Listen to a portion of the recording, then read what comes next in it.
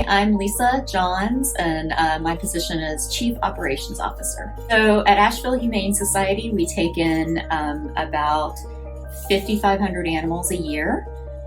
Right now, there is not a lot of access to affordable spay-neuter for shelter animals or community animals.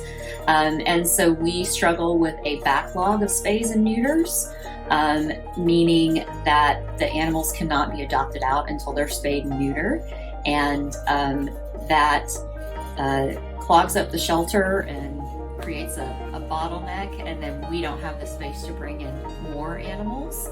And so it's very stressful for the animals, it's very stressful for the staff, and so we want to have the ability to spay and neuter the animals quickly so that we can move them through the system and get them out to loving homes. I'm Mallory. I'm one of the medical assistants for the foster team, and this is Hans. And Hans returned from foster today, so he is ready for adoption other than the fact that he needs neutered. And right now we have a little bit of a wait list, so he cannot get neutered until next week, about a week from today actually. So he is going to have to unfortunately hang out for a little extra long, but once we have our mobile medical unit, it's going to be wonderful. Hi, I am Kat Barber. I'm the Transport and Relocation Supervisor at Asheville Humane.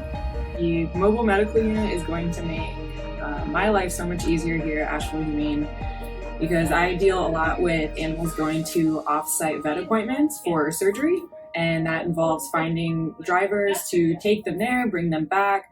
That involves getting the animals in crates, sending them off to the appointments, keeping track of where everyone is, and getting them back on site, making sure they're looking good and healthy. MMU will decrease the number of animals in the foster to adopt program, which will then free up the resources that we can give to other animals still waiting for a home. It'll streamline the adoption process and help us focus on departmental growth and getting more animals adopted.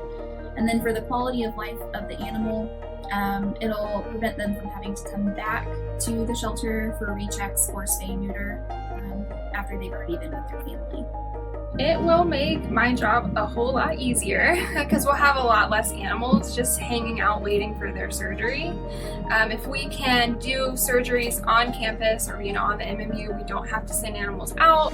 We don't have to just wait for them to have their spay and neuter surgery and they just take up kennel space, and the longer that they take up kennel space, the more likely they are to get sick, and then we have to manage that, and then they're here for even longer undergoing treatment.